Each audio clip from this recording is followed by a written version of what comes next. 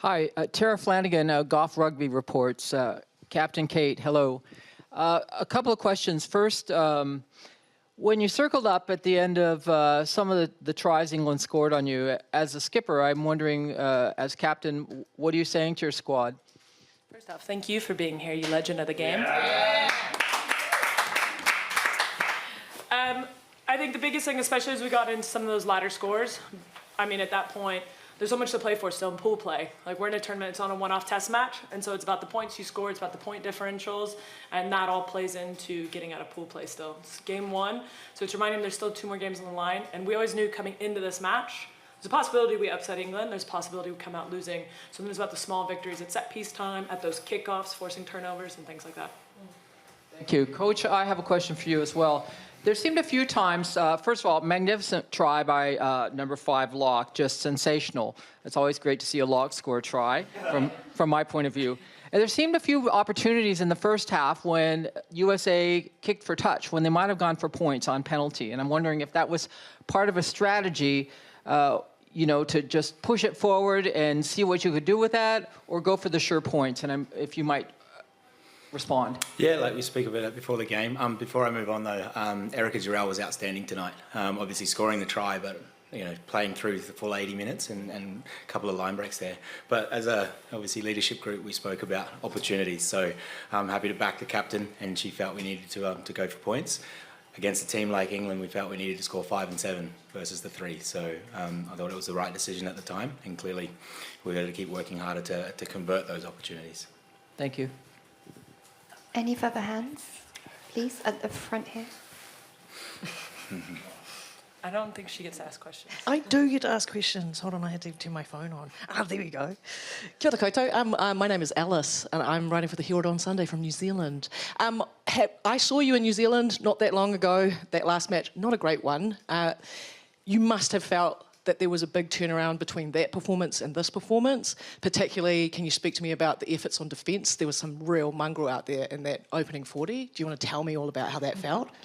Yeah, look, our defence coach, Shaba, is also one of our former Eagles, and what she brings to the game is just a level of intensity and expectation. And the beauty is all 3 of our coaches are driving high standards, and she's very clear and concise in her messages. And part of it was we go after those doubles.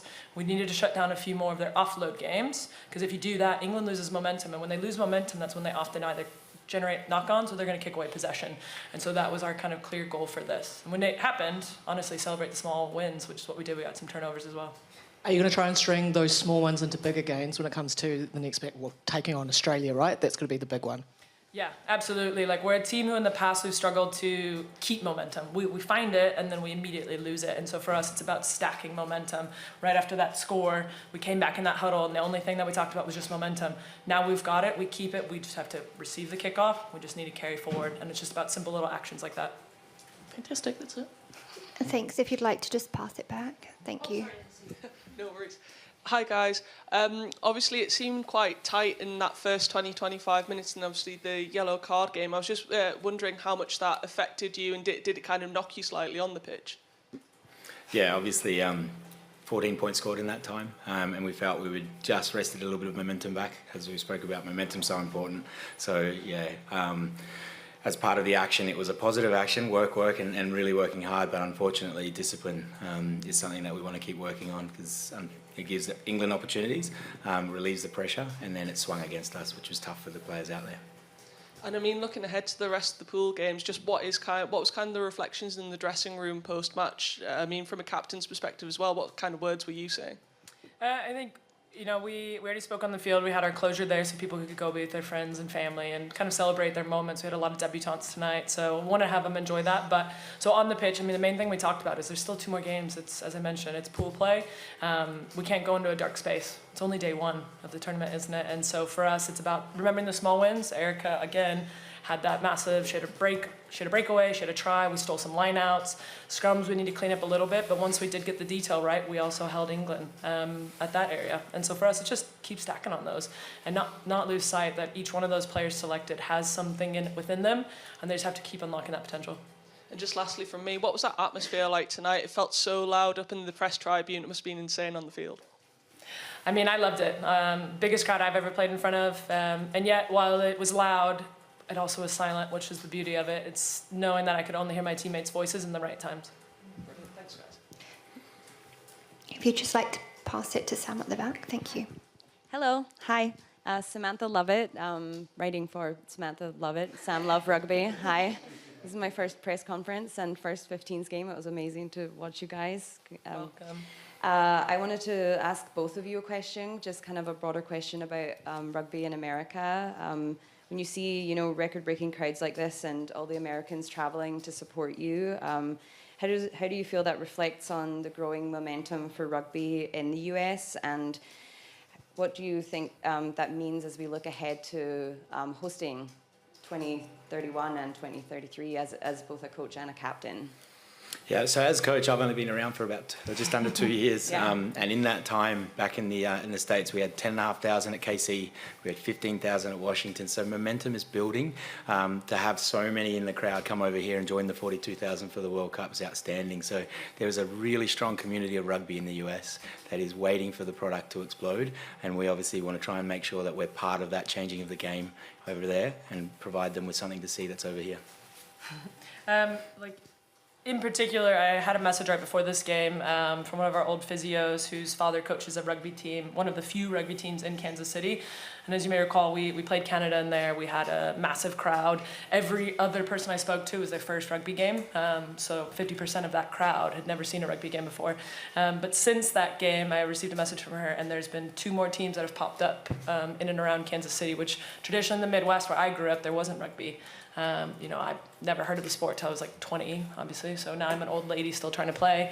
But what's cool is in that part of the country, it's still growing. It's a sport that's still evolving, and so for us, the future is very bright. That even in a small area like that, where you're fighting and competing against soccer and American football and other sports, that rugby has a chance. Thank you. Thank you at the front, Nick Heath.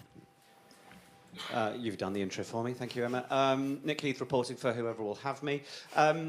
The nature of the performance tonight, there's obviously a scoreboard that suggests one side of it. You will feel how it went compared to recent performances and perhaps where you need that performance to be before Australia. How do you view that?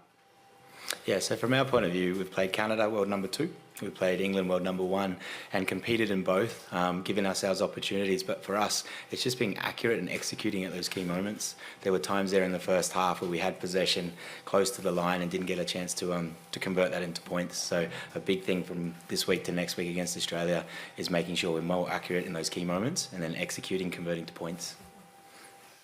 Yeah, I think it's just building off that momentum piece and keeping what's important, and that is heads down. We're in Australia next week. It was all focused on this game. There was no, let's just write off England. Going into this game, like Sione and I were very clear, like even in media throughout the week, like, you know, if we can, why not beat England? Why wait till Australia? Why not try to go 3-0? Which is a bold statement, but we believe in this team and we back the team and our skill set. We're not just physical athletes, like we are rugby players, and you've seen that transition over the last couple of World Cups. Thank you. On the left. Tom Hamilton from ESPN. I was wondering, can you just take us into what it's like when you're playing a team like England who get this momentum and they're throwing everything at you? What's it like being on the receiving end of that, and how hard is it to stop this and at least try and interrupt what they're doing? If you hit them first, it actually doesn't hurt as hard. In all seriousness, though, I mean, it's just about backing yourself in your training. Like, they are a good team, but they're human. They're people who do the exact same thing. They train the same hours throughout the day we do, the same days of the week. They go through probably the same turmoils and chaos the coaches throw at you. And sure, they've probably done it a little bit longer than a lot of us. They've had a rugby ball in their hand longer. But what we can do is bring that physicality. And when you saw us bring the intensity on defense, you saw them make mistakes. You saw them kick away possession, like I said earlier. So you can't keep anyone on a pedestal when you get to a World Cup. And that's, I think, one of the most important takeaways here is we've played these players individually in their other clubs with the PWR. Now we see them playing together as a team who is collectively very good, but they all have weaknesses, don't they? Any more questions from the room? Yes, at the back. Thank you. Just to, Simon from Hong Kong. I just want to go on the last point you made. How do you want to see the team, or how do you hope to see the team grow over the 3 pool games and maybe into quarterfinals? What will for you will be a good World Cup? What, at the end of it, you can look back and say, we've we've done this, we've grown, how do you think the World Cup can help you in that way? So we've spoken a lot as a team, as a leadership group, about the potential that this team has. There are a lot of really strong individuals. So for us, getting through the pool stages, what we want to see is us put on a team performance for 80 minutes.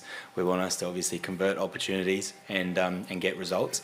We're still open. We're still in the competition at this stage to get 2 wins to convert that into a quarter-final stage. So hopefully, if we can play to our potential, put Australia under pressure and convert that into a result, we give ourselves a shot against Samoa, and then the quarterfinals sit beyond that.